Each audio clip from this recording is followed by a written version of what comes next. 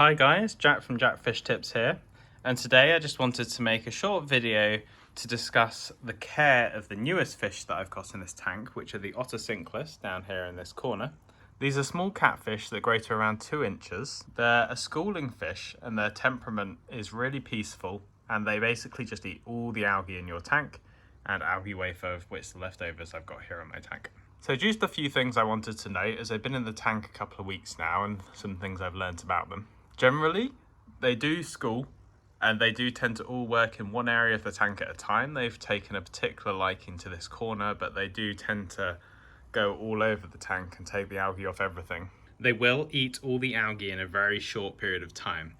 So this tank was reasonably full of algae. Every single plant had a reasonable coating of algae on it. It was an issue I had after an algae bloom when my nitrate level exploded. My nitrate level is back to normal. I've been tackling the algae, but these guys basically cleared that up in about a week. And that was algae on every single leaf.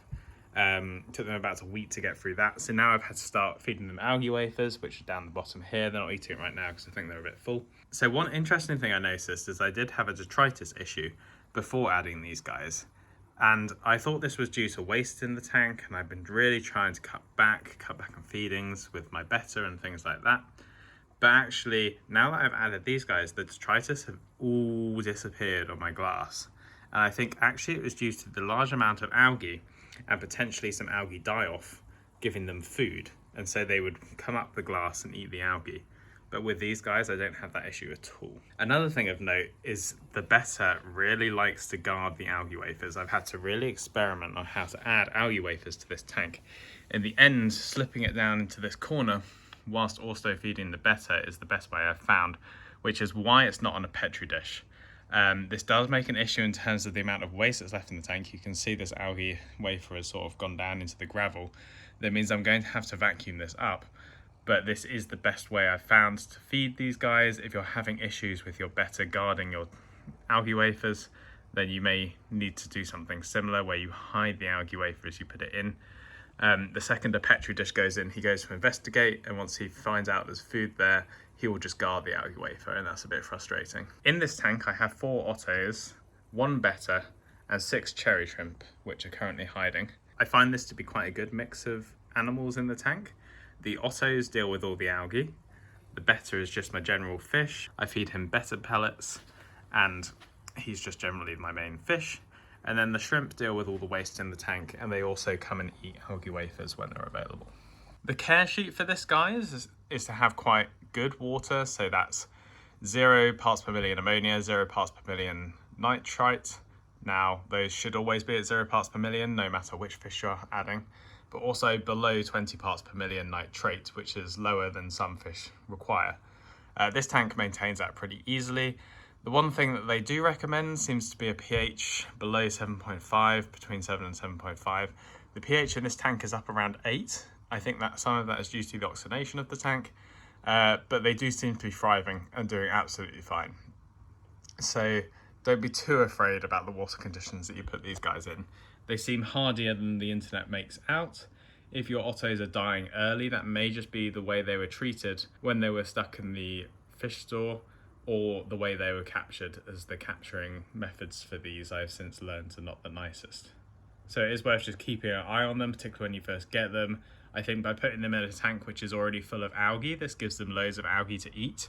So if they haven't been fed well in the local pet store, if they've been fed with flakes or something like this, that if you've done any research into this, guys, you should never be feeding them with flakes, then they are probably going to be starving.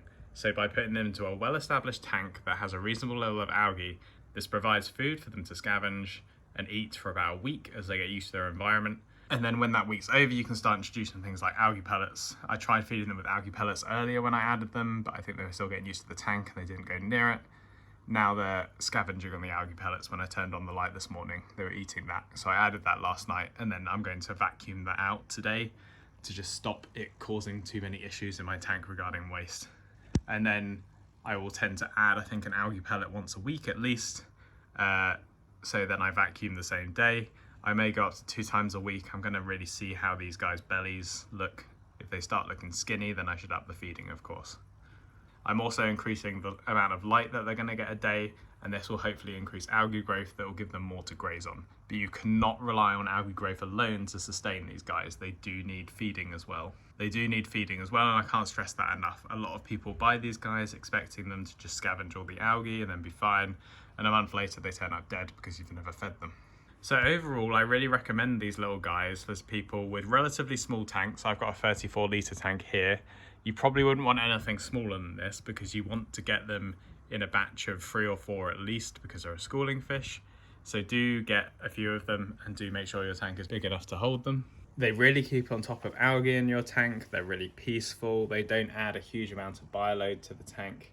I personally really enjoy having them. They really swim around and dart around occasionally, although they're all relaxing on the leaves right now. And this is always fun to watch, particularly when they sort of surf up and down the glass chasing one another. That's always entertaining to watch. So all in all, that's my quick update on my Otto Cinclus and what I found out about them since I bought them a couple of weeks ago. Really happy that I've added them to this tank. I really enjoy watching them swim around, and they've been really good in terms of cleaning up all the algae. So they're a really good fish from a practical standpoint as well. Please like and subscribe. Thanks for watching, and I'll see you guys soon.